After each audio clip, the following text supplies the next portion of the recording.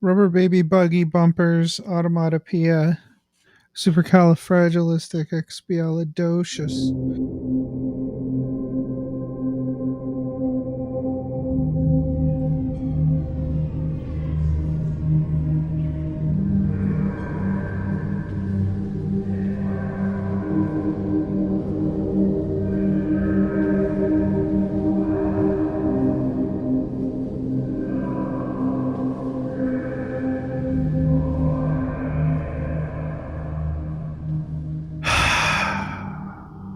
Welcome to episode 152 of Masters of the Forge. My name's Adam. Hi, this is Jason. Say hi, Jason. Hi, Jason. Shut up. Don't. Just stop it. All right, Jesus Christ. All right. So, I'm a big boy, apparently, and you're a big boy, and you know who else is a big boy? Quinn's a orc. big boy. Quinn is a Every big orc? boy. Oh. Also, Yeah. every orc. Happy Orctober, everybody. I at least I plan on trying to shame Jason into getting this out for October, but if not, happy it'll happen. Norgvember, everybody. No, it'll happen for October. So, goodness gracious, it's been an interesting month. Let's do some Herbie Purgers. My Herbie Purgers is I did manage to finish those Trueborn, which are pretty cool. I like those guys. Again, my Cabal is actually all Trueborn, but these guys are the super cool, like dragon cloaks. The true, yeah, they're the high nobility of the group, Cabal of the Dying Sun. I added some more banners and decals to the banners and the sails of the transports and stuff. They're doing pretty good. I really like those, but painting over the white with cream has been interesting to say the least. And I also there was one really big decal that I put on that was black over red, so I did a white border around it. So yeah, there have been a few interesting, the decals, they really add a lot, but if you really want them to pop, you sometimes need to add a little paint. But there have been some good advice out there. I heard, I forget what podcast it was, but there was a podcast, I think it might have been Forge Narrative, where they were talking about a lot of the decal tips. And, these tips go around, but one of the important things, in this particular context is if you're going to paint over a decal, go ahead and lay down some flat clear coat first, because a glossy finish is hard to paint over, and the flat finish adds a little roughness to it. It makes it a lot easier to paint over, and that's really a helpful hint for that kind of thing. I also repainted one of my looted rhinos. I'm going to talk about the rhino in the games played section, but I repainted one of those, turned all the red into blue, and I also I made a new turret for it so that I could use the looted wagon rules from the chapter of Proved from a couple of years ago. So that's magnet. That was really cool. I just raided my bits box for a bunch of shooters, and I put them on a turret. Then I also repainted a Boondocka Snaz wagon. Kendrick painted it like 80%, 85% there. I just replaced all his white with my yellow and kind of just redid some of the highlights and stuff just so that it matched my paint scheme. But I'm counting that as my hobby progress regardless. It was really nice of him to give it to me. He doesn't have an Orcs army. They were playing some Speed Freaks and stuff for a little bit. Yeah. But he knew I'd get use out of it, so that was really cool of him. Oh yeah. Then I started working on the 15 Hellions. This will mark the last of the Drukhari.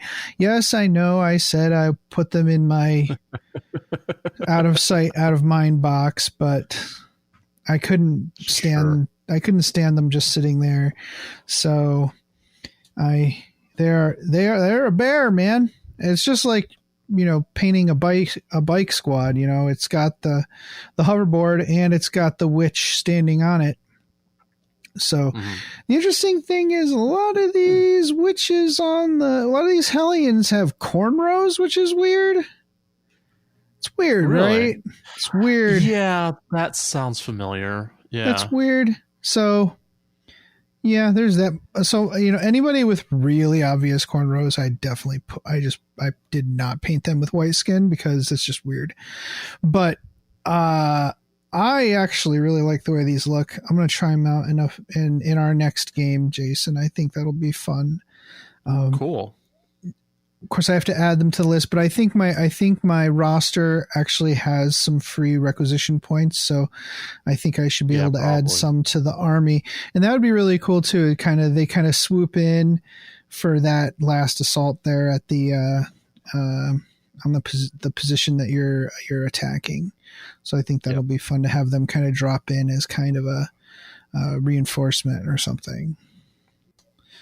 But I think that's all my hobby progress for now. I'm gonna finish up these Hellions, and after that, I'm actually not so sure. I think I might do another repaint just for funsies. But the 100 Space Marine project is coming to a close. Cool. Yeah, we almost have all of them. I'm probably gonna have to paint like 5 more just to finish it up. Arky Dan from Tectonic Craft Studios, he does a lot of laser cutting and stuff, burning and laser cutting. He's the one that supports all our tournaments and whatever. He is going to make a display case for the 100 Space Marines. Ooh, that's pretty sweet. Yeah, it's going to be really nice. James sent me the 100 Space Marine poster, the old one. Mm-hmm. Oh, yeah. So I'm going to slice that into strips, and that's going to be applied to the backing, and then there's going to be shelves, and the shelves will have little 32 millimeter slots that you can slot the Space Marines in. Oh, that's cool, man. It's going to be awesome. Yeah. Someone else sent, at a later date, I'll say all the companies and all the painters and stuff that helped out. But one of the folks in that group actually 3D printed some chapter names, like plates to put on the front of the bases. So that's also cool. Yeah, that's also really cool. Yeah. So I'm looking forward to that. So that'll happen whenever I get the most of everything on my plate, then I'll go ahead and wrap that up. And I still also have the Thunderhawk to finish up, so that'll have to happen pretty soon. But that's me. That's my Orktober. Feeling good about. Armies on Praise is November. I'm not going to do it. I don't have time. Nah, yeah. I was thinking about doing a display board for the Demon Orcs and sending that in, but I just don't. I'm not going to try to cram that in. We have way too much to do around the house. Yeah. Yeah, and it's getting cold soon, so there may not be. Maybe paint some things. Maybe next year. Yeah. What have you been up to, buddy? It's been a busy month at work, so not a lot of hobby, but I think I'm trying to remember when I began building the Bastion. I do not remember. But the other night we did the hobby hangout with Skip and Plain Show and Mark and Tucker. I went ahead and made a bunch of purity seals out of plasticard and green stuff. And so I put those on the Bastion, and they look pretty cool. I might have to pop the seal off, like the wax part, and redo it. But I've got the idea, so that's kind of nice. I'm definitely wanting to work on my green stuff skills because seriously, it'd be nice to learn how to do that better. But yeah, I think we had talked about making this tower kind of my tower for my exalted sorcerer. Although I was looking for a monolith at one point. That would One actually night, because work it's like, perfectly. yeah, it would. And one of our listeners, Keith, my buddy here, he started sending me pictures of other people's kit bashes of like exalted sorcerer, like Thousand Sun type towers, and I started thinking, maybe I need to do more. So I don't know. I'm still figuring this one out. Although I would like to kind of keep it less Thousand Suns, because I want it to be more of a something that can fit in like with Cult of Duplicity. So anyways, I'm going to paint this one probably in a white marble scheme. I've done black marble, but I haven't done a white marble. I'd kind of like to try that out because I think it could be interesting. See what happens. So that's that. I'm currently working on that Space Marine ATV. The one they just released. This is not my favorite build. Yeah, it's a push fit. Some of the parts don't fit right, and like I had to go in there and like pull piece. Like I was working on it while we were doing the Adeptus Terra hobby hangout, like 2 hours ago, and stuff wasn't fitting right, and I was like pulling the thing back apart and cutting things off and scraping, and I'm not real happy with the build. And it could be just I'm tired and just not. I'm out of practice on hobbying, but I doubt that's the issue. So I don't know. No, if it's a push fit kit, did you make sure to clip the pegs? I probably needed to clip them more. How about that? Okay, yeah. Because what's funny is they were talking about it, and I guess they're engineered. They were talking about it on Warhammer TV, and I guess they're absolutely engineered to fit without glue to fit exactly in the peg. Oh, okay. Peg in the slot.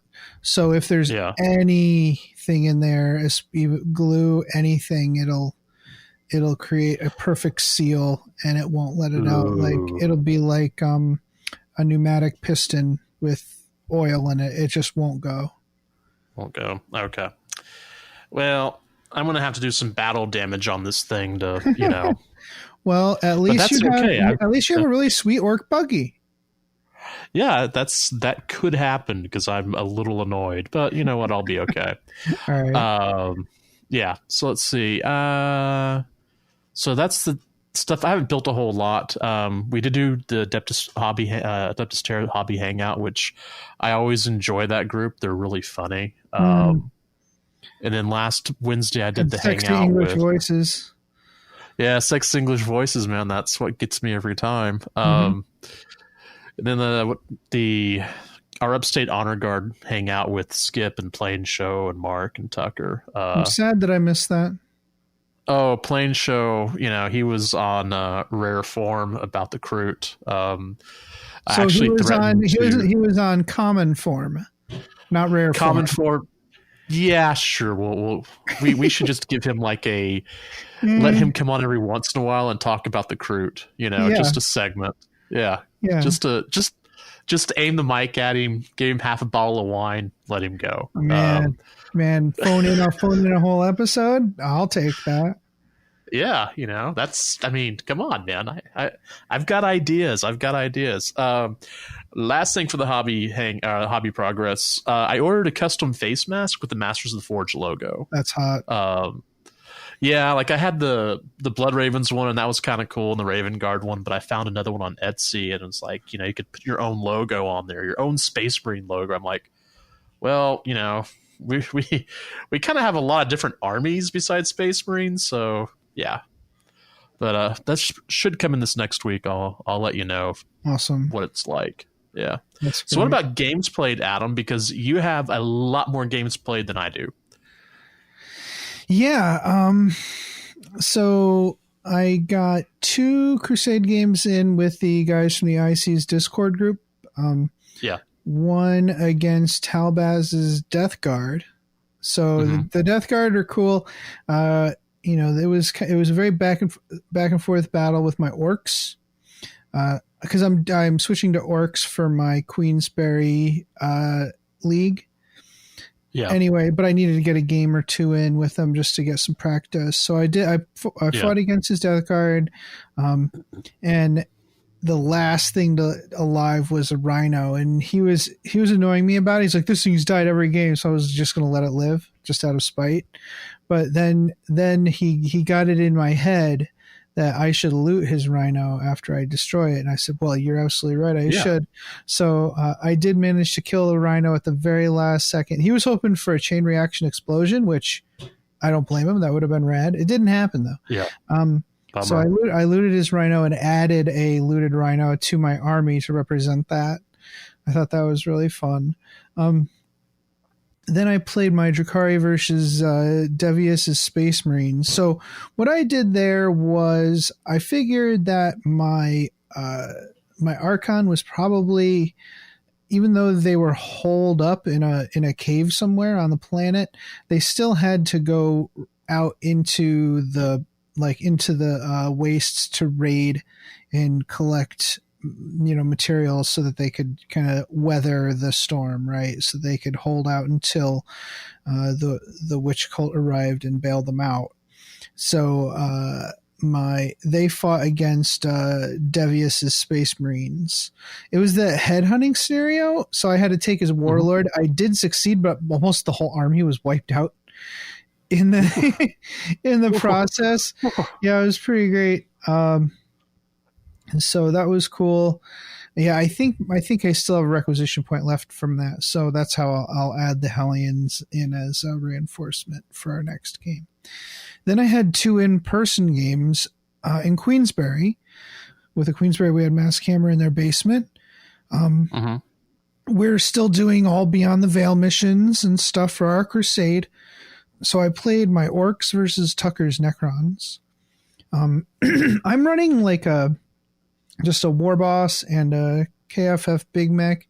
I don't have their names and stuff here right now. I'll talk more about them later as the narrative develops. I'm still not sure what my goal is there. We're just having some fun games, and there's nothing wrong with that. Trying out the missions. Boy, those Beyond the Veil missions are so fun. They're really cool. They did a good job with those. I tried looting Tucker's Necron War of the Worlds construct, and I failed to do that. He had an agenda where he places an objective in my deployment zone, and it's something I stole from him, and he's trying to get it back, which was totally narrative for what we were playing. I thought that was really awesome. And I played my Orcs versus Kendrick's White Scars. Again, my looted rhino exploded, so I looted it and spent some requisition points to upgrade it to a battle wagon. Now, obviously, you can't carry over experience and stuff, but I wouldn't anyways because it exploded, so it's not alive. So yeah, those are my games. I had a lot of fun with those guys. Those missions are really cool. I like them.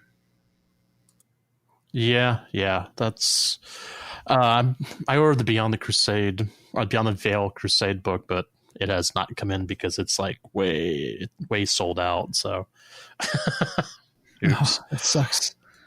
All right, so I don't have any games because I did forget. There's one thing though I forgot to mention earlier. The new White Dwarf has pariah content like Warzone, Theaters of War, etc. Yeah, I haven't gotten it yet. I definitely want to do a segment on it next time. I think that would be cool. Yeah. Because I got it the other night and I was reading it and thinking, oh, did they have something in the last White Dwarf? So like I had to go look for that. So, but yeah, that's kind of a cool thing. No, I don't have any gaming in. I'm hoping to get some more gaming in November.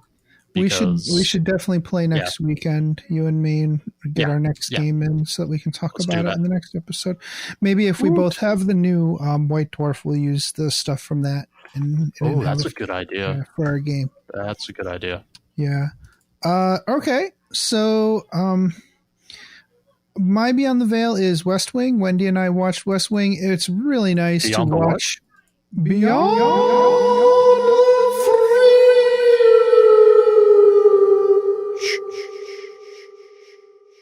Sorry. Yeah, we watched West Wing, and it's really nice to watch a competent government. Even though it doesn't always get the job done, it's nice to watch competence at work.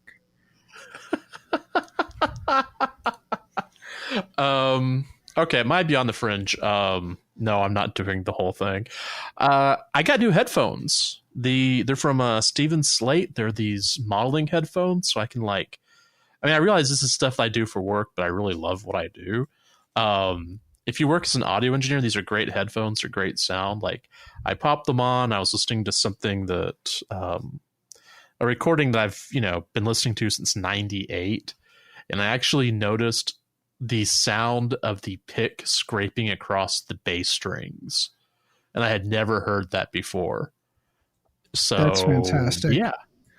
How much were those? Do we really want to talk about that? You don't have to if you don't want to. I was curious. Close to $5. Woo! Woo! Yeah. Spicy, but hey, you do it for a living, yeah, right? That's what I do for a job. But man, it's here's a track I've been listening to since easily 98, 99 when it first came out. I'd never heard that sound before. I hear that noise, Adam. Of course you do. You have $500. I can hear everything now. Oh God, it's going to make editing even worse. So many mouth sounds. And with Wait, that, is that a bad thing? we're going to take a quick break, come back, and we're going to talk about the Snakebites clan. We'll be right back. Damn, I knew it was around here somewhere. Damn, where is it? Can I help you? Ah! Scared me. What do you seek? I need the perfect scenario for a narrative game I'm running this week, and I can't find one. Sir, this is the Black Library. We don't have narrative scenarios. Well, then where should I go? Might I recommend the Tabletop Campaign Repo? The Tabletop Campaign Repo? What's that?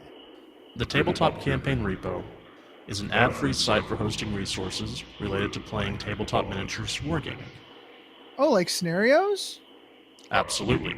Also, event packs, custom objectives, tracking sheets, custom terrain rules, maps, icon packs, award templates, and more. Oh, and this is for Warhammer 40k? Among other things, there's also Age of Sigmar, Kill Team, Warhammer Fantasy Battle, and others. They're always open for content submissions for any system, even non-Games Workshop materials. Oh, that's awesome. It sounds like a great way to save all of this great content the community makes. A lot of that stuff often ends up disappearing into a dead message board or Facebook group. Exactly. It's a real community effort. Great. So how do I get there? Just go to that webway gate marked tcrepo.com. tcrepo.com. Got it. Can I ask you one more question before I go? Fire away. This place is really easy to find. How come Armand can never find it? Oh, because it's more funny that way. Oh, yeah, clearly. Once again, the Tabletop Campaign repository can be found at tcrepo.com, and they're always looking for submissions. Greetings, mofos. Are you out of George Dickel number 8, staring at a broken chess machine? Well, don't want to spend the rest of the year tied to that couch? Well, why don't you head on over to the 1 Hour a Night Facebook page and see what exciting stuff is going on there. It's a place to post all your daily progress in the hobby grind, as well as receive and give positive feedback. Also, there are usually a few interesting challenges going on. That's right. All you have to do is search for 1 Hour a Night on Facebook. That's numeral 1 hour a night, all one word. Blood serum tests will be administered prior to approval. Se til helvete og kom dere vekk. Det ikke bikkje, det en slags ting. Den imiterer bikkje, men det ikke det. Kom dere vekk, idioter! What he said. Welcome back. So, as promised, this episode is about the Snakebites clan. I mean, it's one of those fun sub-factions with not a huge amount of info, or at least not a huge amount of easy to find info. I will say I have been recycling a lot of my old codexes and stuff, and I'm starting to feel like I shouldn't have done that, because for this one, I actually hauled out all my orc codexes and source books and stuff, and it's not like I'm going to actually, we give away most of the preview content that we get. Like I don't have the new Necrons Codex, so why would I throw away the old one? I mean, a lot of this stuff is available on wikis, but some of it really isn't. People don't always keep up on that information, so I don't know. I should probably just keep these books and not worry about the shelf space issue. Yeah. Anyways, so let's start off. Obviously, as usual, with our In the Lore segment, the Snakebites clan they're really hyper focused on what they refer to as the old ways. I guess the colloquialism is the old ways is best, is what they say. They believe that orc society has progressed beyond what is necessary or what they are comfortable themselves kind of engaging in. As with anything in Games Workshop, especially orcs, the orcs really represent an interesting cross section of, at least at the time, British life at the time, like the early 90s, mid 90s, whenever this whole nonsense was created. I'm pretty sure this is kind of a send up of like agrarian English society. Kind of, it's really interesting. Anyways, the snake spikes, they should not really be confused with feral orcs, although they are kind of used synonymously in some publications and sometimes. So, like feral orcs don't even use mechanics, MEKANIKS, or technology at all. Yeah. So most feral orcs can be considered snakebites, but not all snakebites are feral orcs, if you take my meaning. Most snakebites are more than happy to use more rudimentary, trustworthy mechanics to get by. But it's the more fancy, esoteric, or quite frankly dangerous stuff that they shun. More importantly, they scoff at the lofty ideals and tactics that comparatively more advanced cultures embrace. So it's not really the technology is only one layer of it. It's really their philosophy that causes them to shun those kinds of things. They put their trust in more tangible and reliable things in life, both from a material perspective and a cultural one. The entire Snakebites way of life is this perplexing concept where you consider that ancient orc history tells us that orcs' predecessors, the Krork, were highly advanced species designed by the old ones. The Krork boasted not only advanced psychic technology, but a surprising level of cultural organization backed by strangely high-minded strategies. If you remember the Beast Arises, they actually had some negotiators and things like that. So one wonders what they mean by the old ways, right? Well, my favorite character out of the the Beast Arises was the diplomatic orc.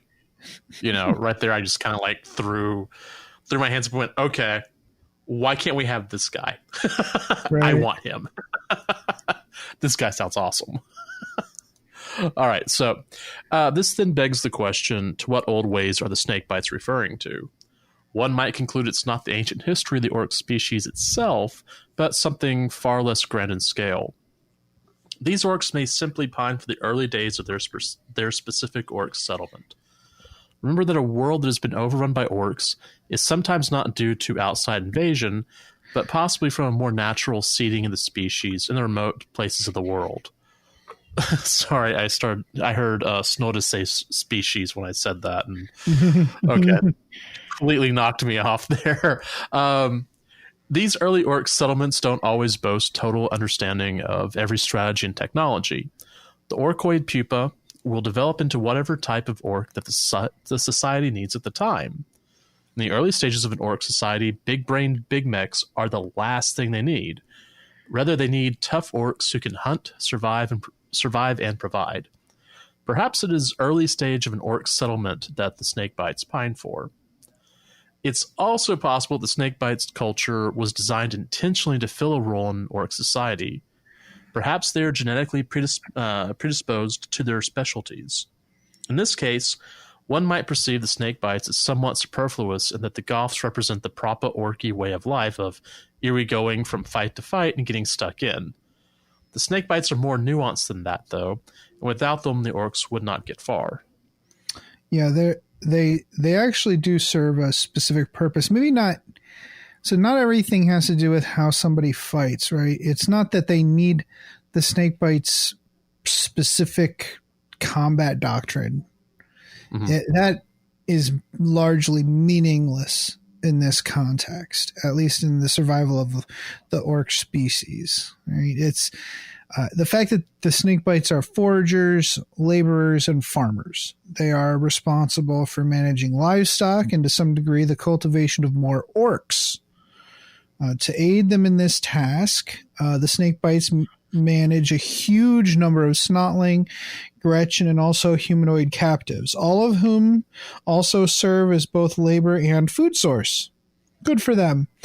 The Snakebites are extremely proud of their contributions to orc society, and they are very vocal about the superiority of their culture, which sounds somewhat problematic, but it's true. Yeah. So the only thing that a Snakebite enjoys more than farming is hunting, and the only thing they enjoy more than hunting is fighting. The only thing they enjoy more than that is grumbling about how other orcs are morally bankrupt by comparison.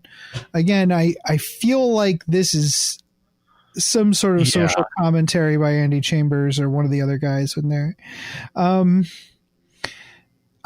The Snakebites are oddly desperate to prove their superiority over other orcs with feats of high stupidity.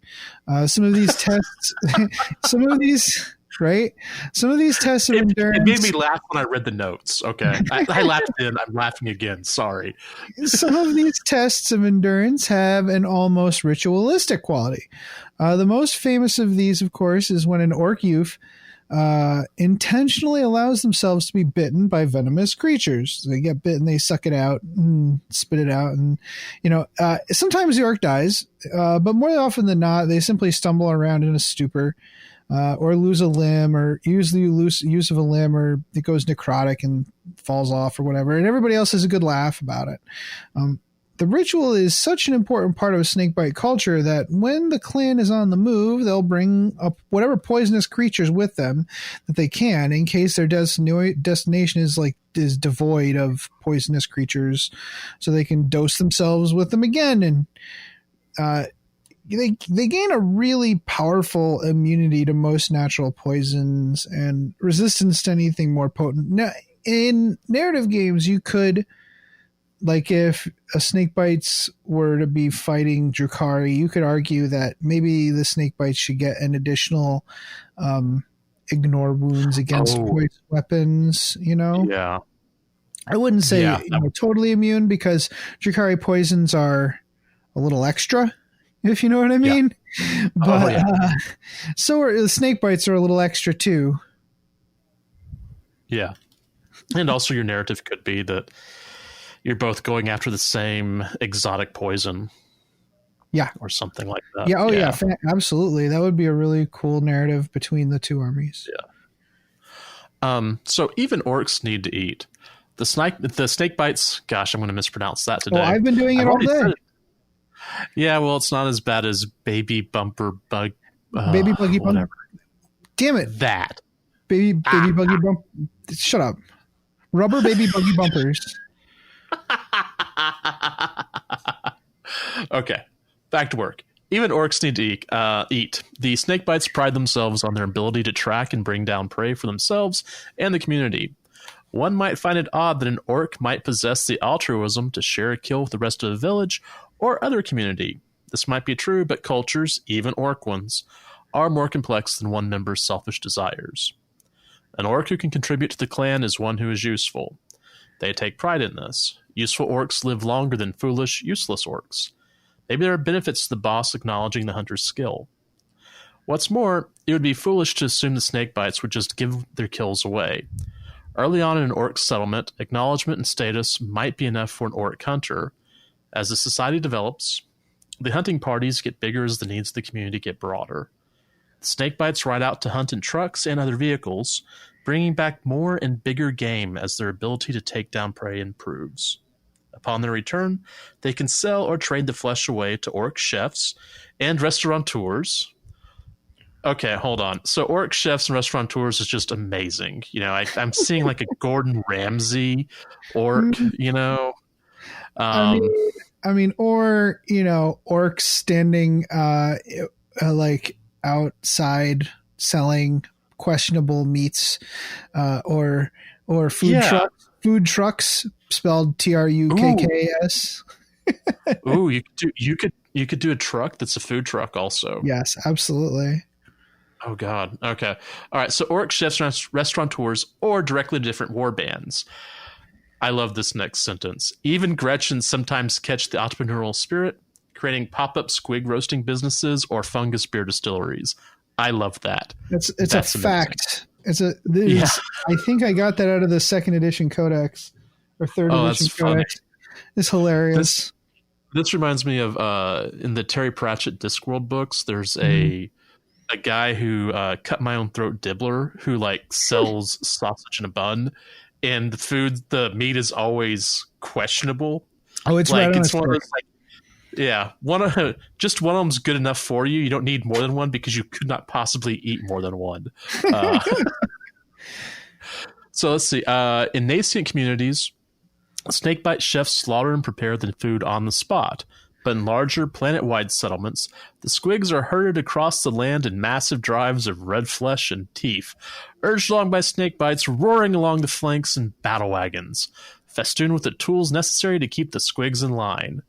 When a wog is on the move, the snakebites actually slaughter food and can it in huge drums of meaty slop for consumption during warp transit.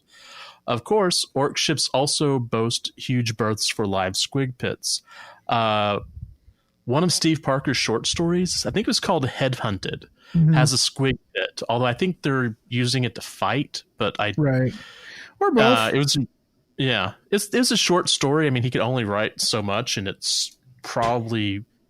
I mean, Steve Parker's a really good writer anyway, but it was probably one of my favorite of his Talon Squad series.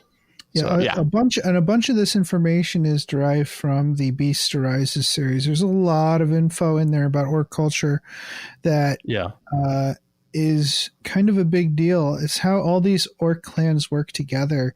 The Snakebites raise the animals and put them in big vats, and then the freebooters pick up the stuff and carry it. You know, they trade it from place to place, and it's all this really big network of different clans that do different jobs and have different specialties, but it all works, right? So you know, there's something to be said for that. So in the Snakebites, speaking of that, they might be anachronistic, but they're not earthbound by any means. The Snakebites find ways off-world like any other orcs clan.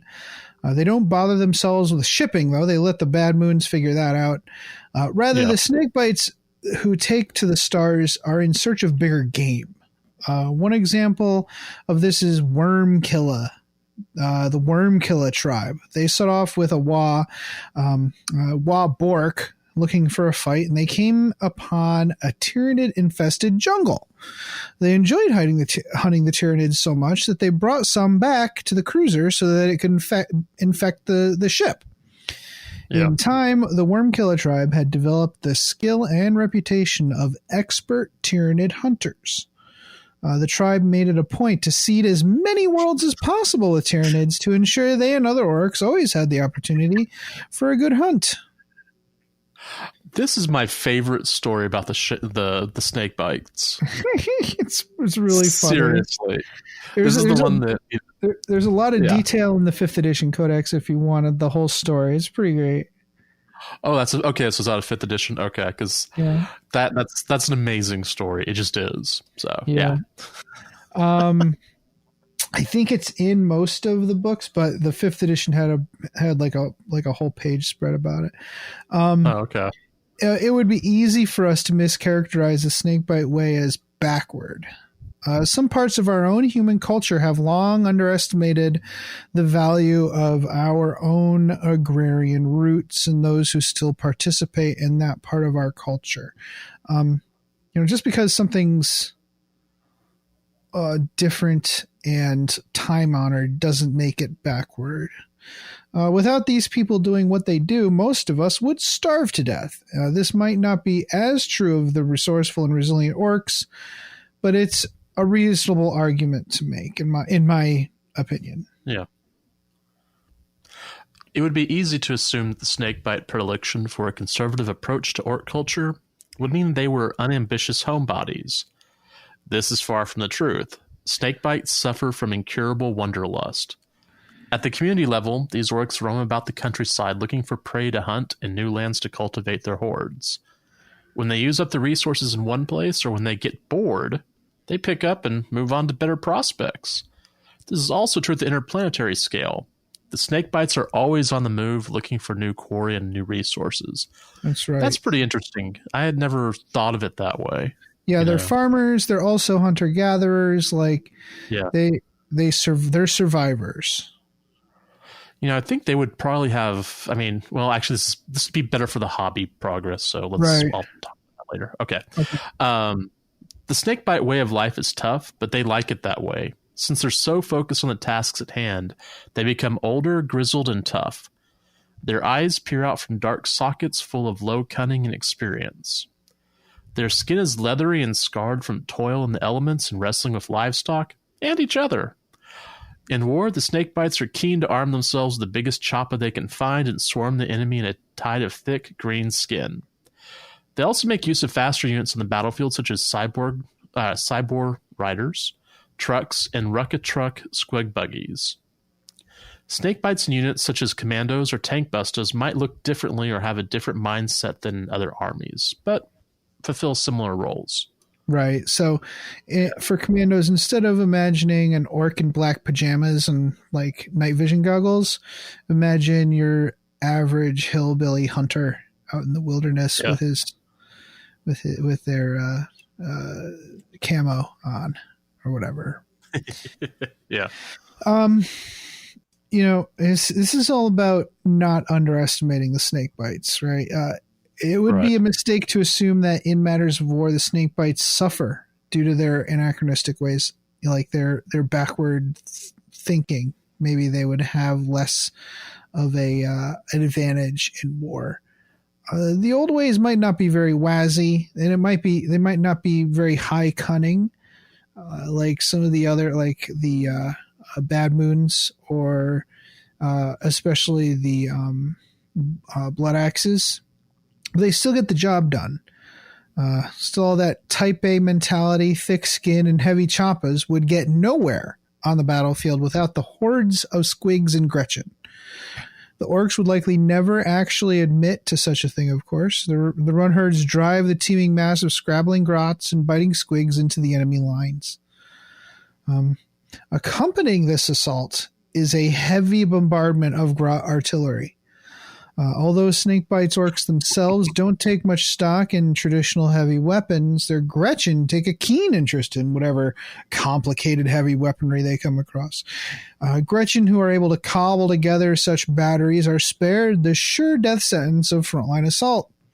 Although most Gretchen probably assume they can slink away before the actual fighting begins. Right. Though their guns are often dangerous to operate in their own right.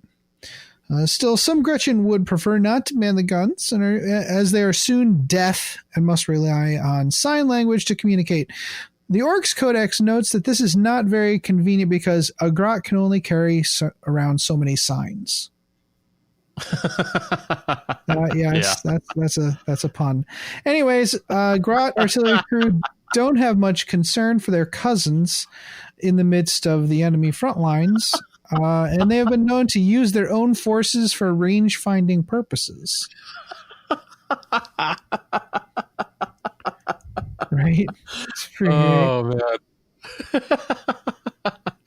Yeah, that's pretty great. All right, so by the time the massed vanguard of lesser orcoid flesh is exhausted and the artillery falls silent, the enemy is not only physically softened, but their resolve and readiness is disrupted. Only then do the boys surge forward for the killing blow. The old ways also shouldn't be considered more obtuse, less nuanced, or without ingenuity. The Snakebites have the ability to innovate, or at least unlock a deep knowledge which pertains to their particular idiom. For example, Snakebites alone have the inherited knowledge of breeding the Squiggoth and Gargantuan Squiggoth, which are terrifying and barely domesticated war beasts. They're as good as any clanking death dread or suit-belching battle wagon any day. Other clans may have tried to duplicate the process for creating these creatures, but such efforts are doomed to failure because the secrets to the process are not all husbandry, but also feeding and care of the beasts. Right. The Snakebites know what to feed them to get them to grow that big. I don't want to know what that is. I love the next two areas that you picked up to talk about. I'm just going to warn the audience. This part, it's good. I'm not saying it because I don't think I could keep from laughing. So good luck, Adam. There are countless varieties of squig besides the Squiggoth. Snakebites from across the vast spectrum of the clan raise squigs for their various uses. It's not just the runt herds who engage in this tradition. Everyone does, from the Big Mechs raising their own oil squigs to the Pain Boys who breed their own medicinal strains. Still, though orcs engage in this process, it's still the poor, lowly snotlings who do much of the actual dangerous and dirty work in physically raising the squigs. They usually end up eaten. But they do have a knack. They see grots and runts and snotlings, they're all kind of just reserved to their lot in life. I mean, they try to take advantage and get ahead whenever they can, but they still don't bear any ill will towards the orcs, which is really interesting. So anyways, squigs enjoy a variety, much like orcs, except while orcs are born into the roles necessary to further their society, the squigs are born to be material necessary for orc society to progress. We have enumerated and discussed the many types of squigs in the past. I think episode 190 something. I can't remember. I don't remember. It was a while ago, but here we go. Yep. As a reminder, the ingenious snakebite husbandry has provided the following innovations. Attack squigs. They're aggressive and a bit domesticated squigs, or kind of the standard squig type, kept as pets and herded en masse, also known as the face-eater squigs, which are used for the orcs' idiotic kissing contests. That's a real thing. The guard squig or squig hounds, they're more domesticated and loyal than an attack squig. Bomb squigs trained to have explosives strapped to their backs and then charge into the enemy. Then boom squigs, not to be confused with boom squigs, which actually explode. Bitey squigs, now you'd think they're all bitey, but these are squigs who just have this really manic biting reflex, and they're just launched right into the enemy because you can't reason with them. Bag squigs, these are actually used for, like, they're not alive when you use them. You use them after they die. Yeah. They can be made in, they have this big chambered stomach. They're raised on worlds where there's not a lot of food and water, so they keep their food in their mini stomachs. Anyways, they can be made into water skins or bags. Bile squigs, they're full of venom and they can be launched by the bucket full. The bowel torrent squig, you can imagine what they're like. buzzer squigs. Now the snakebites love buzzer squigs. They actually, I think all of their grenades are just buzzer grenades. Gazgul Thraka used to have buzzer squig grenades in Really? his second edition. Yeah. The gob squig. The gob squig is also known as the chewing squig, and is literally chewing gum. The colossal squig. So this isn't a squigoth. It's just a really big squig. This giant sphere, a giant sphere of teeth and hatred, and hunger. The eating squig. The eating squig is this big fat bastard that's just used for meat. He can hardly move. I assume that the snotlings like him the most because he can't really chase after him. The flesh eater squig, that's got enough pointy teeth that they're kind of like this living savings account for the orcs. Interesting. It's a giant mouth full of like this big long like crocodile mouth full of teeth. So it's like having cash under the mattress for orcs. The gas squig, used as a grenade. The hair squig, which is used as an orc toupee. Hair, then not to be confused with the hairy squig, which are used as sutures by the Pain Boys. Then we have herd squigs. They're used for tracking and herding livestock. The horned squig, the juicy squig. These are the tastiest squigs, and they live deep in the drops. So the drops are basically poo and filth. It's like the orc runoff, and they live in the most undesirable places in the drops, but they are the most delicious.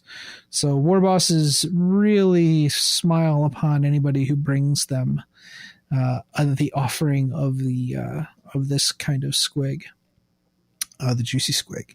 The mimic. Now the mimic, you would think, takes the shape of whatever. No. It's just like it's a parrot squig. It sits on your shoulder and repeats what you say and insults your enemies and friends. I like that. I had not thought about that. That's amazing. Yeah, that's great.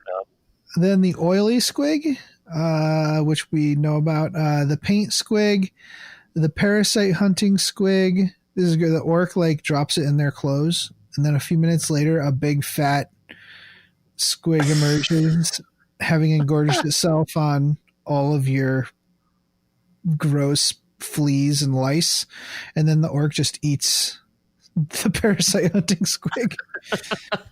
The screech squig, which is an alarm, like a warning device. The squidgeon for sending messages. It's just squidgeon. Then the squig pipe. It's a musical instrument. The squig shark. The stick squig, which is yet another grenade. A syringe squig. A vaccine squig. The vampire squig. The weird squig, which is more of a bomb than a finesse user of psychic abilities. So it just runs out and implodes in its own lack of belief. That would be kind of cool. A squig that had that set off smite when it died. Oh yeah, exactly. That would be cool. Yeah, that would be kind of fun. All right, so congratulations on getting through that. I tried not to laugh so much. The toupee squig, though, orcs don't have any natural hair. They literally don't have natural hair. The only way they have hair is with squigs. Now, I think that is the weird squig, you could do it as war gear for a weird boy, like a one-time use thing. Whenever, like when you use it when you cast smite, and if you succeed, you add like +1 to the damage or something. I think that would be cool. Yeah, it would be. All right, back to the notes. Okay, so snakebites in general are knowledgeable enough in the art of squig husbandry, but it is the runt herds who are responsible for maintaining the vast wealth of grots, snotlings, and other orcoid strains. Without their skill and knowledge, the snakebites wouldn't get very far. Although orcoids do rely on ingrained on-demand genetic diversity, the runt herd knows how to utilize this diversity, how to feed them, care for them, and train them in the right way in order to get the best results. So, Zagrad Wartsnaga was a runt herd of special quality who could turn the run-of-the-mill runt, even smaller and weedier than grots, into beings with something akin to bravery. his commando runts or super runts dragging down prey much larger than themselves was quite something to behold. Wartsnaga did, unfortunately, care a bit too much for his runts and one day shoved a mech boy through his own shock attack gun as a comeuppance for hurting one of his charges. Wartsnaga managed to escape vengeance and now runs his commando runs as a mercenary unit. That would be a fun narrative list to kind of try and figure out how to put together. Oh, it would be, that there. Yeah. The new rules actually allow for that. Do they? Yeah, Okay. yeah. There's a lesser orc culture. So they call subculture for Gretchen. The Gretchen subculture gives all Gretchen a 6+ invuln save, and any Gretchen vehicle +1 to hit. So the mech guns and Killicans get +1 to hit, which is interesting for Killicans because that gives them that makes their shooting as accurate as Space Marines. So, right? Okay. Well, actually, for both the mech guns and the Killicans become as accurate as Space Marines 3+.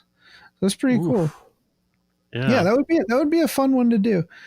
So Snakebite war bosses, they're cunning and tough creatures who must toe the line of orthodoxy and maintain the status quo while guiding the warband forward. So, as the orc kind of advances, he's gonna get a better idea of how the world. He's gonna be a lot more worldly, but he still has to kind of pretend to not be because the rest of the clan isn't. Right.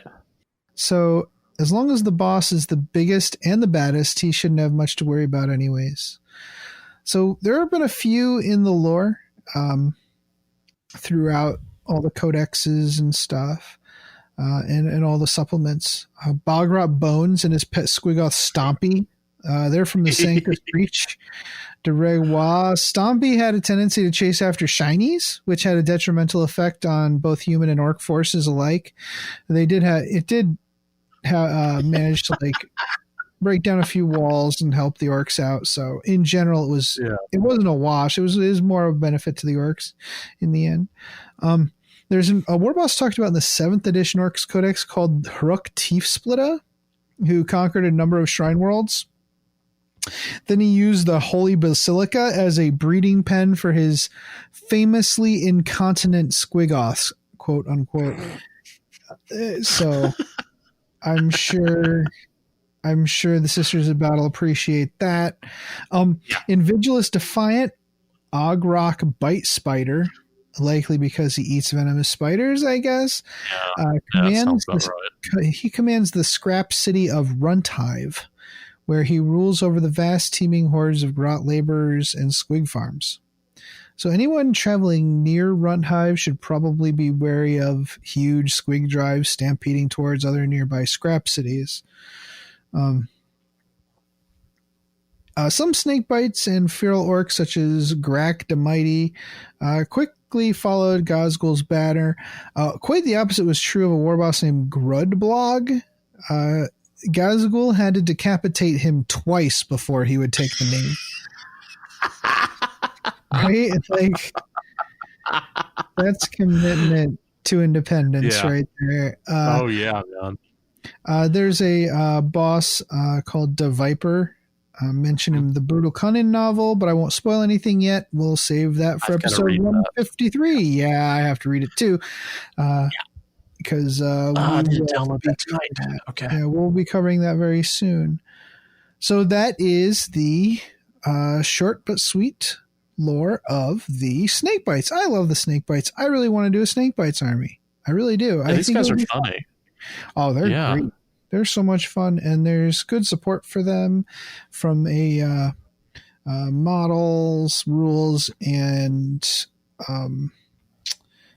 lore standpoint. Why don't we take a quick break, and we're going to come back and we're going to talk about Snakebites on your tabletop.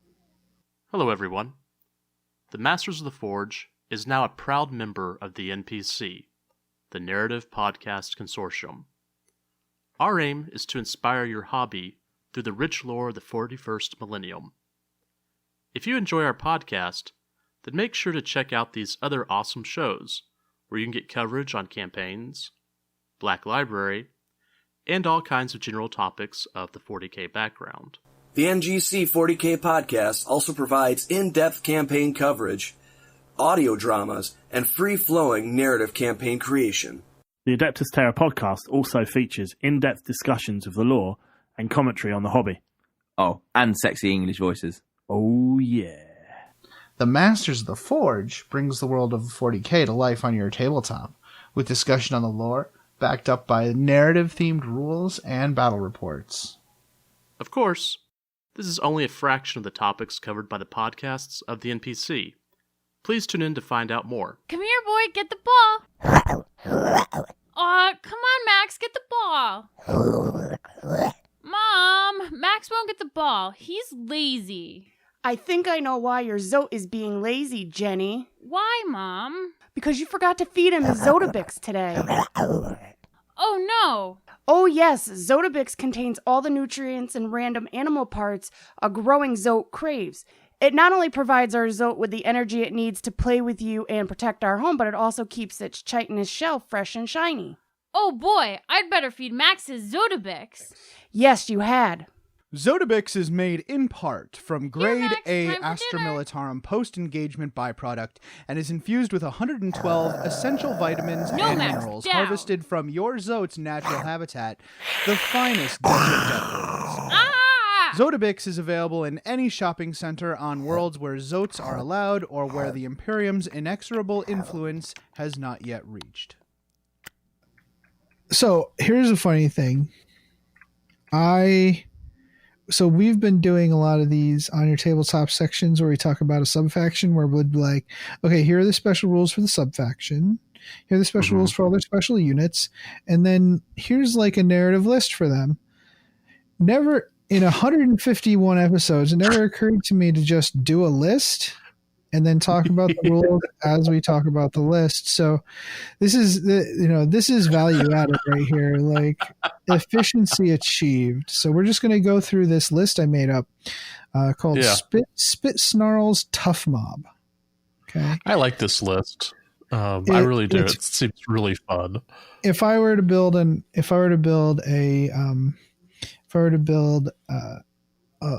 Snakebites list, this would probably be close to what it would be. So special rules, they have all the usual special orc rules such as Daka Daka Daka, Here We Go, and Mob Rule. The Daka Daka Daka is, I mean, even though you're thinking, okay, these guys are behind the times, but they still love loud noises. They still love shooting their shooters. Just because they're Snakebites doesn't mean they don't love that stuff. Yeah. Also, the Snakebite special rule is the old ways. And again, they bring up this simile of the orcs in the Snakebites clan being as tough as old boot leather or whatever. So they get to ignore wounds on a 6+. Of course, as usual with most of these things, that applies to their vehicles and stuff too. So, but maybe their vehicles are as tough as old leather. Who knows? So I started it off with a war boss. I figured the war boss was a good. Even in Snakebites, the war boss is still in charge when you're in battle, even though other orcs are almost equally as important. So I just gave him a big choppa because I think a power claw is a little too easy to add just on your sheet. If you're actually thinking about the way a Snakebites war boss would look like, I think you would see a big choppa instead of a power claw. Yeah, you would. And he definitely has to have an attack squig, a sweet attack squig. He has the warlord trait Surly as a Squigoth, which is the Snakebite specialty one. So friendly Snakebites within 6 inches reroll their failed morale tests, which is cool. The big deal is friendly Snakebites Gretchen within 12 inches automatically pass morale. Ooh. Right? Okay. That is huge. That is huge. Can you imagine these terrified mobs of Gretchen being way more terrified of the big stompy bastard behind them? Yes. Yeah. Yes. Yeah, I could see that. Yeah. Then we have Spit Snarl's Scar Squad. That's 8 knobs, 7 with big choppas and 1 with a rudimentary power claw. And Lucy, a Squigoth with a Laba. So they all ride around on Lucy's Howdah, and Lucy bites people and shoots. She gets a little startled when the Laba gets shot, but it's okay. She doesn't mind. In fact, they probably like stuff cotton in her ears, or they stuff a bunch of hair squigs in her ears so that she doesn't hear the loud bang. Oh, that's a good idea. Yeah. Yeah. I'm sure Spit Snarl will have to like guide her with like some kind of prod or something, right, to get her to go in a specific direction instead of stomping all over the fearless Gretchen. So that's fun. I love that unit. I might go ahead and add another, relic. You can spend 1 command point to add another relic. I might go ahead and give him a relic, Big Choppa. I think it's Head Wappa's Kill Choppa or Kill Wappa, whatever. It just makes it a little bit better of a Big Choppa. It makes it a little more killy. I think that'd be a good idea. Yeah. Yeah. You want him to be as killy as possible. Then you have Old Drambob. He's a runt herd. He's got a Squig Hound and a Grab-a-Stick. Brog's Buzz Bomb is the relic that I chose for him. Brog's Buzz Bomb is the specific relic for Snakebites. It is awesome. So a Buzz Bomb is this like clay pot full of buzzer squigs. This is a buzzer squig hive. Well, it's a stick bomb with a buzzer squig hive grown around it. So it's a grenade. It's a 3d6 grenade blast, strength 5, AP -1, damage 1. It automatically hits, but then another unit within 6 inches gets hit for 2d6 hits. It kind of has a splash radius. Well, it doesn't have splash radius. The first group gets the explosion. The second group gets attacked by buzzer squigs. I have a question. Yeah. So it's a 6-inch range, automatically hits, and then hits another unit within 6 inches. Does that mean it hits the unit that threw it? I am not sure whether it says enemy unit. Okay. I feel like that's something that I would like to be true. Like in my head, I'm seeing like, a unit must be selected. I think that would be delightful, and I would pay extra money for such a thing. I would send Games Workshop $5 if that's true. Another enemy unit, unfortunately. Right, it's very sad. Old Drab Mob cares for Drambob's Lucky Cowards, which is 5 neck guns batteries with bubble chuckers. So they're just shooting bubble chuckers across the battlefield, softening up the enemy for the orcs.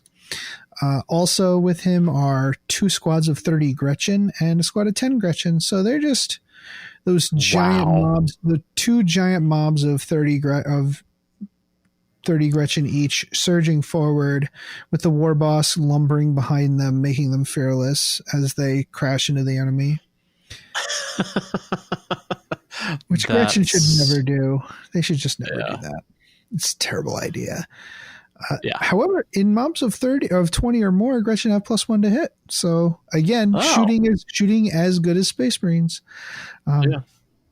Then you have Weird Boy Deaf Brains. He's a warp head, -1 CP. Means he has an extra spell.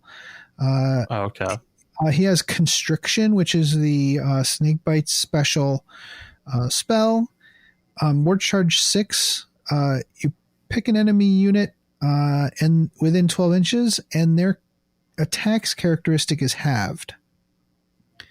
Which, against some armies, is kind of huge. Yeah.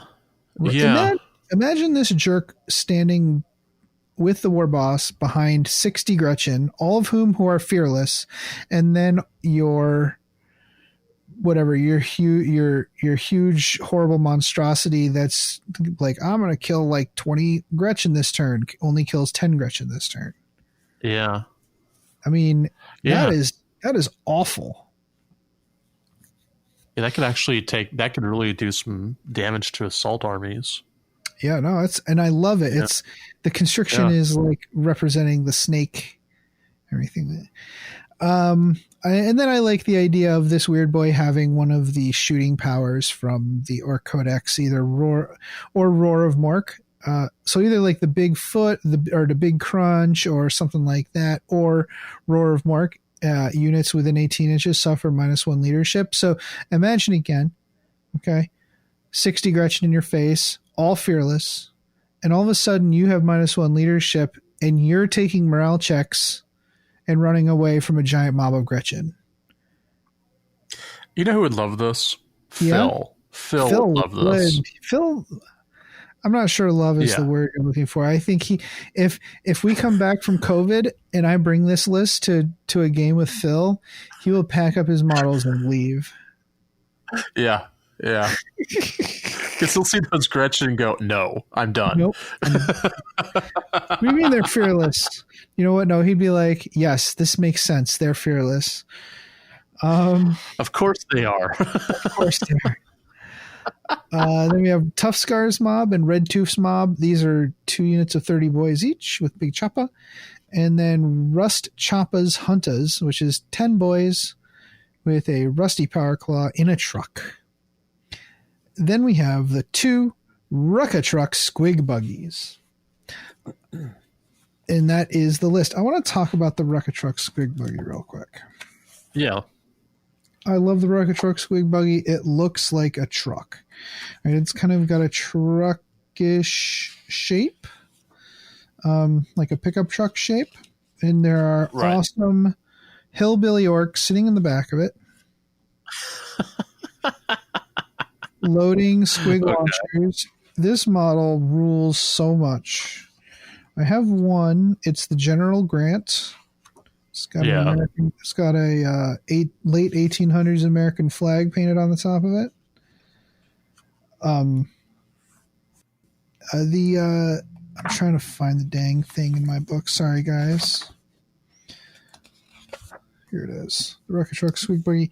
So it's got 2 squig launches. It's got kind of confusing weapons profile.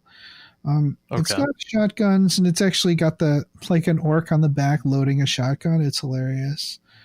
It has +1 strength within half range, assault 2. That's a neat one. It has a stick squig, which is a grenade.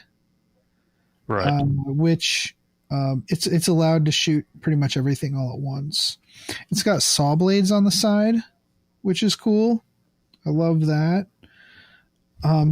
The heavy squig launcher is actually manned by a Gretchen, so it's got a 4+ to hit with it. Wow. And the regular squig launcher does not. It has a squig mine, which it comes with a tiny little exploding squig that you put on the battlefield. I think it's if a unit moves within, if any unit, friend or foe, moves within 3 inches of it, it detonates. On a 2 to 3, it inflicts 1 mortal wound. On a 4 to 5, it inflicts D3. On a 6, it inflicts 3. Okay. When it's removed. Yeah. It's neat. It's a once per battle thing. Okay, but the squig launchers are the main thing. They all have 3 profiles. the bile squig, the bitey squig, and the boom squig. Sorry, boom squig makes me laugh. Right? Both the heavy launcher and the regular launcher are 36-inch range. It's just that the heavy launcher has double the attacks. So the bile squig is assault 2d6, the bitey squig is assault 2, the boom squig is assault 2d3, which in the little squig launcher, it goes down to 1d6, 1, and 1d3 accordingly. Okay, so it just has less attacks. The bile squig is a poison weapon. It's it always wounds on a 4+ except against vehicles, which is a 6+. But it's a lot of attacks. It's 2d6 attacks. Mm-hmm. The bitey squig is more like against heavy armored infantry, like a strength 5, AP -3, damage 2, which you would expect from a bitey squig. It can eat Primaris Marines. They think Primaris Marines are delicious. Then the boom squig is strength 6, AP -1, D3 damage. And I think this one is blast. I don't recall. I didn't write it down in my book. I should have written it down in my book, but I think it is. Mm-hmm. So really fun, and it's got a lot of moving parts. Sometimes it's hard to remember what it does. And the fact that the heavy squig launcher has a different like ballistic skill than the squig launcher means you have to roll them separately, unfortunately. Okay. Yeah. But what you could do is you could roll the number of attacks and just use different colored dice for the attack rolls and then do the damage rolls separately. Yeah, that's probably a better idea. That's why it's always good to have some extra die in your, Mm-hmm. So in my list, I gave the Rocket Truck Squig Buggy Squad a custom job called Nitro Powered Squigs. I don't know what that means. I assume it's something they hate. The Squig Launcher and Heavy Squig Launcher have +1 to wound, which although the launchers do have a pretty good rate of fire, they generally don't really have great strength. Right. So actually that +1 to wound is pretty great. I don't know how that applies to the bile squig. This weapon always wounds on a 4+. So does that mean always, or do I still get +1 to wound? So I don't know. I'm sure there's an FAQ somewhere, but I know that my squigs are nitro powered. Only the finest beans, the musical fruit. The more you eat, the more you toot. The more you toot, the better you feel. Squigs want beans for every meal.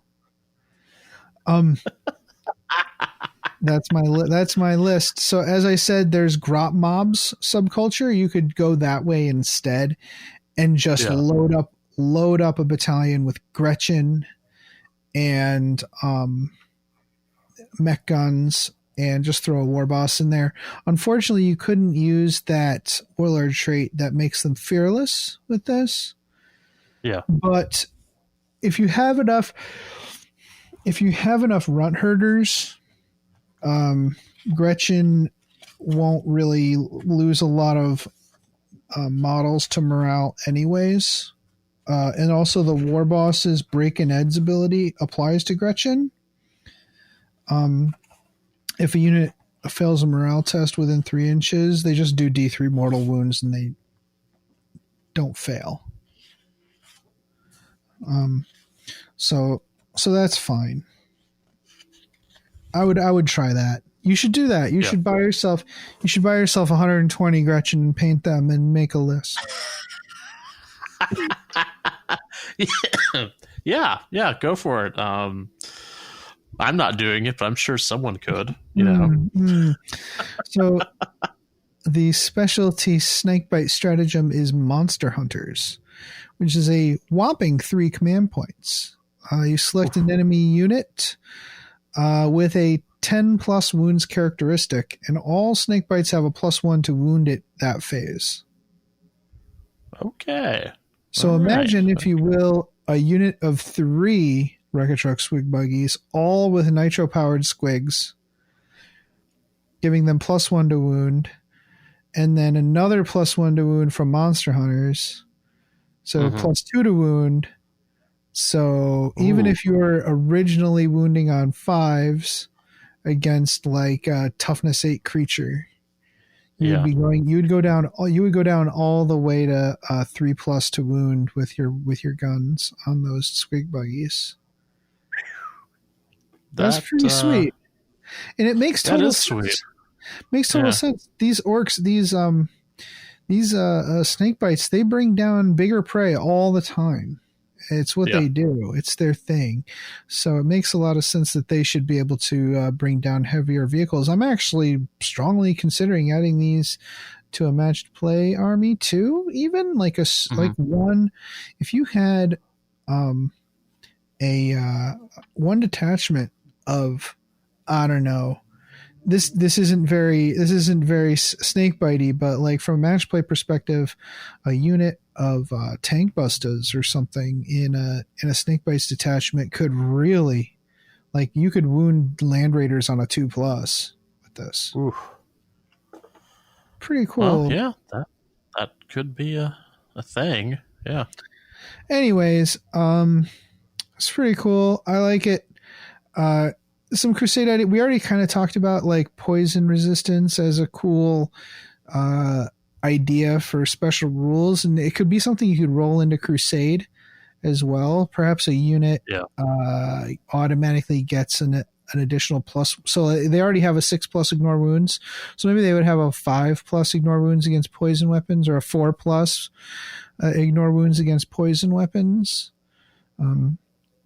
I think that would be a neat idea. Maybe adding squigs to units, like having like special war gear squigs that you can add to different units. I think that might be fun. Yeah. Or having a mimic squig that actually is a morale booster or something like that. Yes. When it insults the enemy, you get a +1 to your leadership or something, or you get to reroll a morale check once per game or something. That would be super fun. I like that idea. And like you could have all kinds of like the suture squigs. Maybe it lets you bring back one orc as you save you staple its head back on.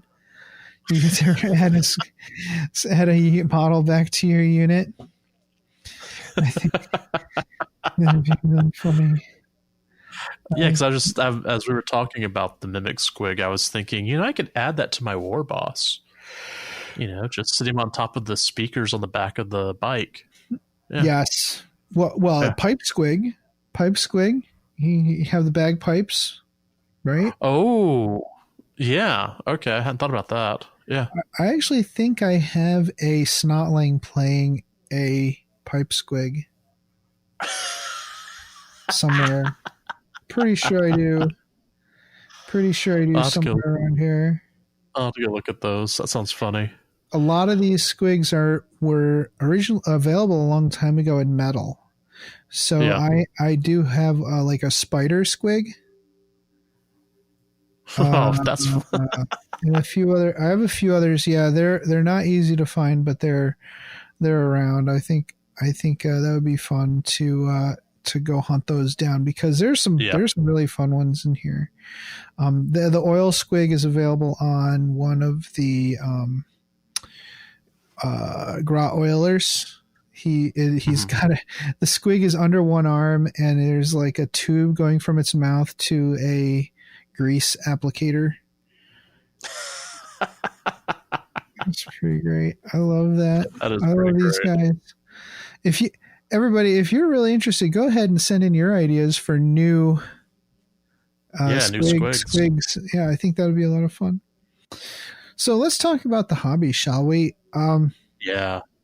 So there's a lot of cool, like the main symbol is like a slithering snake symbol, but there's a bunch of other snake and fang glyphs in all of these codex. I think in the most recent codex too.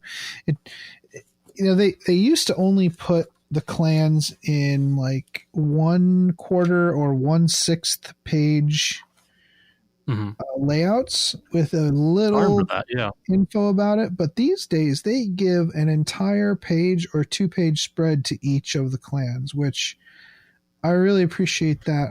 This is why we pay a premium for these books now. They actually give you information that you want to see. So they do have some of these in here, but I think the 5th edition codex had some, or the 7th edition codex had some cool ones too. These are just kind of colored in. Use browns and earth tones, green, but there's also still sometimes red in there, especially on the banners and stuff. They still believe in the color hierarchy and what everything means, like blue for luck and whatnot. Trophy racks. Some of the ones that come with chaos models are good. Which I do have some chaos trophy racks on some of my orcs. Of course, the orcs come with some as well. Leathers and furs for Snakebites are a good idea. You know what? Some of the models have like heads and skulls that are hanging from things. The Drukhari have like skulls that have been impaled with chains. Those are really good for snake bites as well. But yeah, so there are some Space Wolf bits, especially the infantry kit there. The Grey Hunter kit has a lot of things like wolf pelts and stuff. I would definitely use those, but it's easy to make pelts with green stuff. That's one of the easier things to do, I think. Don't you think, Jason? You've made fur, right? Yeah, but actually I made hair. So right. Yeah. It's the same process, except you instead of going for longer striations, you chop like little you do more cross hatching sections with the fur, and you actually have it's okay to kind of drag your knife down when it's a little bit more little less pliable, when it's hardened a little bit, and it kind of adds a rough texture to the green stuff. You can even do these like on a piece of wax paper ahead of time and then drape it over their shoulders later, especially if you're going to put like a clasp or something holding it back. Easy. You can even give them big furry hair squigs too, like just big like mohawks and stuff. I think that'd be cool. I would say rust. Anything mechanical would be super rusty, like their sluggas and their choppas and stuff would all be very rusty because they don't have a lot of big mechs to take care of things. Even the Gretchen stuff would be more. I wouldn't paint them in a defining color like you would Evil Sons or whatever. It wouldn't be like a bright red or a bright blue. Instead, I would like paint all their mechanical stuff in a variety of colors. Like all the plates would all be different colors. Then I would unify it with like a dry brush of silver, and then a wash of earth shade or something like that to kind of to give it that kind of beat up look. Yeah, and then you can do your chipping or whatever. I don't know, when there's that much weathering, I would not waste my time sitting there adding like very deliberate chipping. That sounds like a pain in the butt. Although a lot of people swear by the salt method, which go ahead and do that. That makes sense to me. Or weathering powders. Like we already talked about commandos. Like they would probably be more camo oriented than black pajamas oriented, I think. Yeah, exactly. Tank busters, I would see. I wish there were more bits out there because the squig launches, I've been like really considering trying to cast some squig launches from the Rocket Truck Squig Buggy kit, so that I could make tank busters that are just carrying squig launchers. I think that would be awesome. Or Ludas that are carrying squig launchers. You could probably make your own, but like imagine having like a hopper on the back of a Luda that's full of squigs, just full of little bitey squigs or explodey squigs feeding into a gun. I think that would be fun. But I don't know about the vehicles, man. Some people, I've seen them convert Tyranids into conveyances for orcs. Right. They'll put little howdahs on them. I think it's reminiscent. It's possible, this story of the Zagrod not Zagrod, the mob that went out and Wormkiller tribe. The Wormkiller tribe is an old story, so I'm wondering if folks are taking that little bit of lore and making an army out of it. I think that's a fun idea of having these Tyranid beasts that you're riding on. You could also take models from the Seraphon line and use those. Oh, then yeah. Of course, you have the Squigoth and the giant Squigoth on the games or on the on the Forge World site. But I think the Gargantuan Squigoth is not on there right now, so we'll see. I haven't looked recently. I was thinking, what is it? It's 1,000 Suns unit only. The Vortex Beast. Yeah, the Vortex Beast. That could be a good size. Oh yeah, I think so too. Yeah. And there's good like surface area for an orc or two to stand on. I've always wanted. Wanted to do one of those with a weird boy for my demon orcs. I think that would be really cool. That would be a good idea. Yeah, I think that would be a fun model to add since I already have some Tzeentch in there. So I think that would be cool. It's a fun army. It's a fun model to paint. Oh yeah, I bet. I enjoyed it. Yeah. Yeah, that sounds like things like Tyranids and stuff sound like a lot of fun for painting. And one of my old buddies from the Freebooters, he has an entire freaking flotilla basically of Squigoths for his Snakebites. Wow. Can you imagine having like 8 of these on the battlefield, just like lumbering towards the enemy? I think that sounds like a lot of fun. Yeah. The army sounds fun. Anybody who has any other ideas, please let us know. I think I'd like to hear any thoughts you have because I kind of have the bug to do something with these guys. So, I've got 100. I've got like 150 Gretchen at this point. I might as well use them for something. Yeah. Right. Like, for real. And I have plenty of runt herds. I've got like 10 of them. I'll never use them in a game. I literally will never use them in a game. So, anyways, unless you have anything else, maybe we can take a quick break and come back and close out the show. No, that sounds good. Yeah. All right, we'll be right back.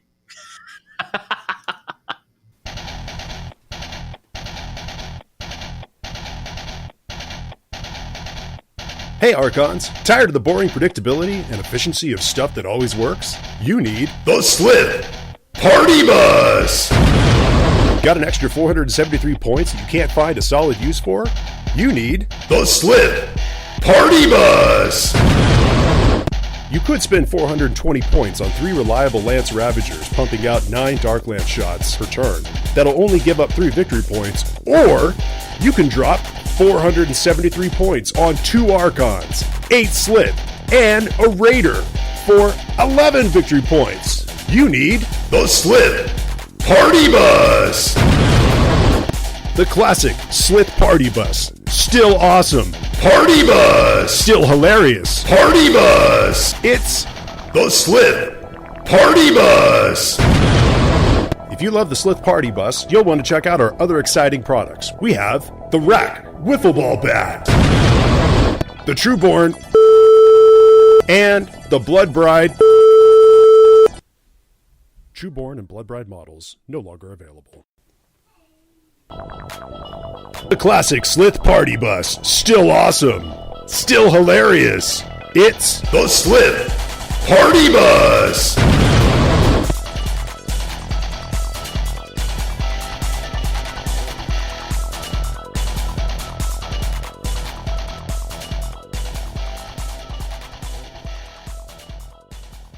Hey mofos, are you looking for more Warhammer 40k video content? Well, the Scarred Cast posts regular battle reports as well as tactics and strategy videos. Be sure to check out all the cool hobby content for the avid tabletop wargamer.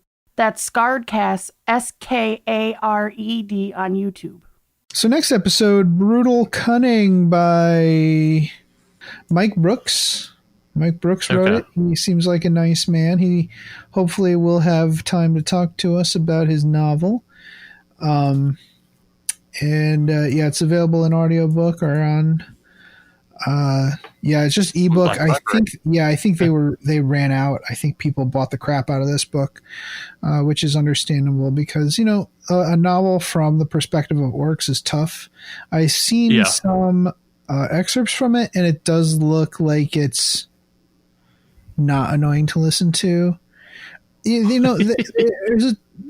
tough to toe the line between, the Cockney soccer hooligan and legible, right? So I'm pretty sure that Mr. Brooks did a great job.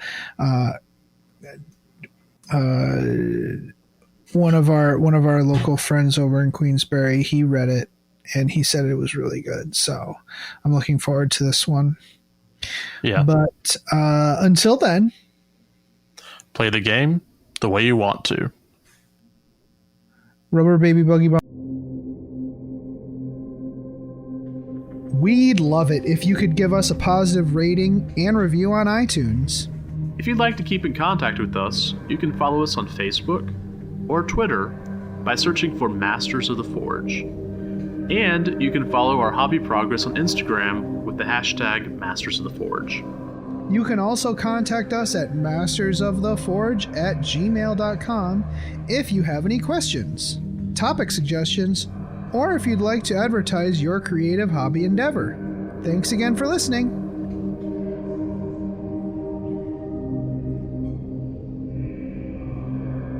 This podcast is protected by the Creative Commons Attribution, No Derivatives, Non-Commercial, International License. More information about this license and contact information if you have any requests can be found at our blog, mastersoftheforge.com. The music used in this podcast was made by Podod of the duo Sublevel 3. The track is used with his permission. It's such a good feeling to play games your way. It's such a happy feeling 40K'ing away. And when you throw dice with story in mind, it's such a wonderful way to unwind. It's a good feeling, a very good feeling, the feeling you know that we'll be back when the fortnight's new, and we'll have new ideas for you, and you'll have things you'll want to talk about. We will too.